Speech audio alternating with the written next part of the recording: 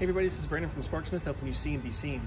I want to go over one specific case today where if you happen to have the plug-and-play GrilleBar harness for the 03 to 07 Silverado, and then you purchase later on the DoubleShot harnesses, we're going to show you how to hook these up so that everything works properly. It's pretty simple. Okay, so what you're going to do, if you have the GrilleBar harness already, go ahead and uninstall that from the truck so that you're back down to the factory plugs. And then on the two DoubleShot harnesses, just like before, you're going to make sure that the black wire of the DoubleShot lines up with the black wire. And of course, make sure that the 3-wire plug goes to the 3-wire plug and the 2-wire goes to the 2-wire. So once you've done that, repeat that on the other side.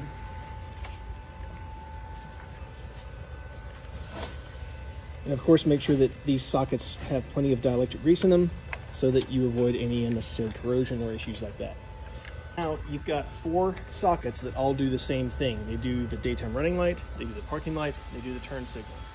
So what you can do is take your GrilleBar harness and unfurl it like so. And just by convention, I always put the 2 plugs closer together on the driver's side and the 1 plug over on the passenger side. And you can plug this one into either plug here. It does not matter. Just, again, make sure that the black wire lines up with the black wire. And, of course, sounding like a broken record, make sure you fill these sockets with dielectric grease because they will be exposed to the elements.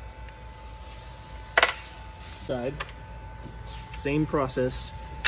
Doesn't matter which one, just take this one with the 3 wires and line up black to black and plug it in, feel it nice and secure. You're not going to use this one. So this socket will not be used. And it doesn't need to be because you're getting all the functions you need through this plug. So this one you can actually take a pair of wire cutters or something and just cut this white wire and tuck it back out of the way. So that should give you everything you need to have the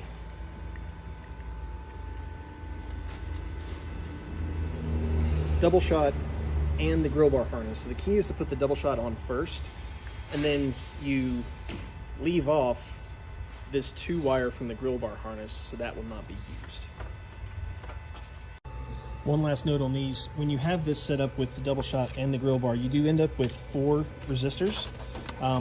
These trucks, in my experience, don't seem to care about that, so you should be okay. They only get power when you've got the turn signal on, so if they're getting hot, you've got something plugged in wrong.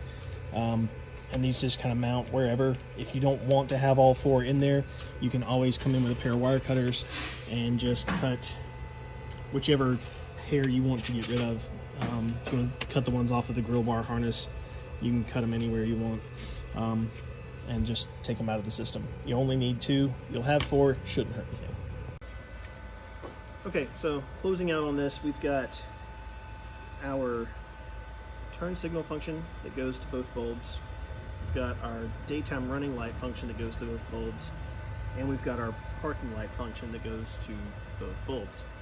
One tip on this, if you've ordered, especially if you ordered the Max kit with the Signature Series bulbs that have like the cord coming off of them, those can be polarity sensitive, meaning that they have to go in a certain way. I would recommend, if you have them laying around, use your incandescent bulbs to make sure that the harness is all working correctly first, then put the LED bulbs in there and start putting those in. If you do everything all at once, you're gonna end up getting things maybe a little, it makes it more difficult. But if you do it one step at a time, DoubleShot first, then the GrilleBar, leave off the 2-wire from the GrilleBar, don't use that, and run your incandescent bulbs and turn everything on and make sure it works. Once you've got the incandescent bulbs working, then you can go in and put the LED bulbs in there and make sure that they all work. So as always, if you have any questions about this, please email us, support@sparksmith.com. Thanks.